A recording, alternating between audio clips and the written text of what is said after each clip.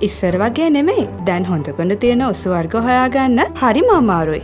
හොයාගත්ත ඔසුත් හොඳ පිරිසිදුවට තියෙනවද කියන බය හැම වෙලේම තිබුණා. ඒ හින්දාම සොබාදාමේ හොඳම ගුණ කැටිවෙන අලුත් ප්‍යාස් නිෂ්පාදන වලින් මම මගේ පැටියව නාවන්න පටන් ගත්තා. පෙයාස් කියන්නේ ඉස්සර ඉඳන්ම අපි දන්නා පරම්පරා ගානක විශ්වාසය දිනූ බ්‍රෑන්ඩ් එකක්. මමත් හරි විශ්වාසෙන් මගේ දුව පුංචි කාලේ පෙයාස් බේබි සබන් පාවිච්චි කළා. සිනිදු සමට ගැලපෙන හරිම සොෆ්ට් සුවඳක් එක්ක බබාව සනීපෙන් තියන්න පෙයාස් බ්‍රෑන්ඩ් එක ගොඩක් උදව් වුණා. ඕ මම දැක්කා.